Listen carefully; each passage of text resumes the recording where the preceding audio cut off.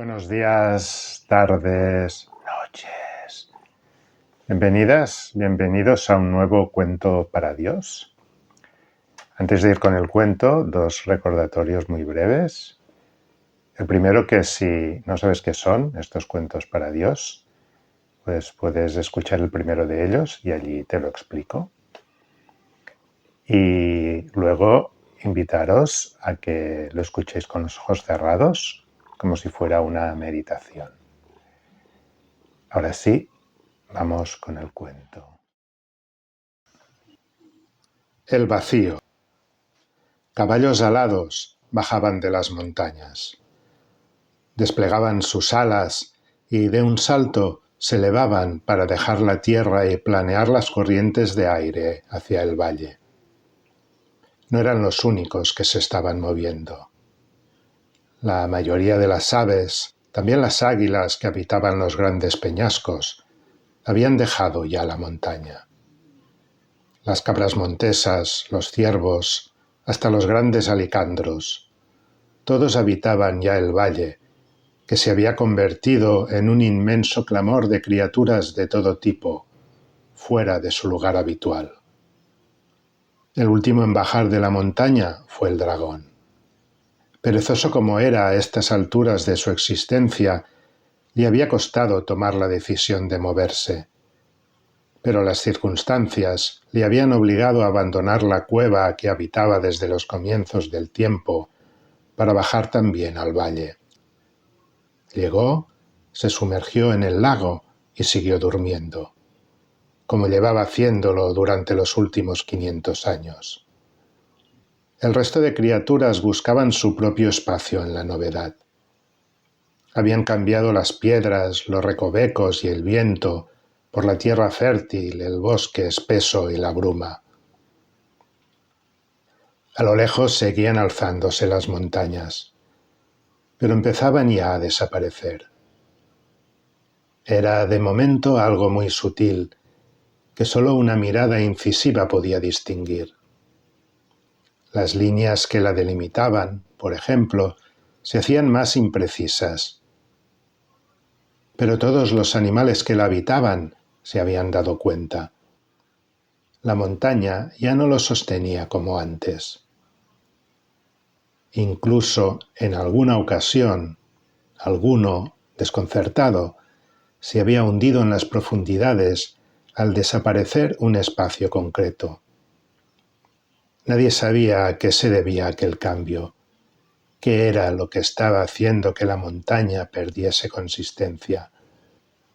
Pero ante el peligro inminente de desaparecer, decidieron abandonar el lugar, con el deseo de que el proceso se redujese a la montaña y que no alcanzase al valle. Si no fuera así, entonces tendrían que buscar un lugar mucho más lejano, en tierras que todavía estuviesen por existir, según decían las lechuzas, o en tierras habitadas por descreídos, como proponían los lobos, que en ocasiones se habían adentrado por esos lugares y podían hablar de ellos con algo de propiedad. Por de pronto, todavía no habían de preocuparse por ello, y se sentaron en el valle, mientras la montaña se desvanecía día tras día, hasta hacerse visiblemente transparente. Las águilas, nostálgicas, se aventuraban en ocasiones a sobrevolarla y contaban que ahora podían atravesarla y que la sensación era de vacío, como si allí no hubiera nada. Nada venía a sustituir el espacio que dejaba la montaña al desaparecer. De hecho, les había resultado difícil mantener el vuelo, y se habían dejado caer hasta salir del espacio que no ocupaba ya la montaña. Un amanecer, la montaña ya no estaba. Sucedió cuando la luna estaba en lo alto, anunciaron los búhos. Cuando miraban al espacio que había ocupado la montaña, veían un ligero temblor en el horizonte, como si el cielo nublado allí no existiese en continuidad.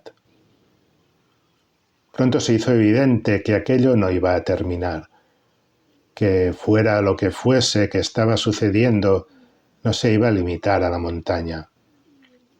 Sus efectos pronto se hicieron evidentes en los límites del valle, donde los árboles empezaban a desaparecer una vez perdida su consistencia. El avance ahora era mucho más rápido.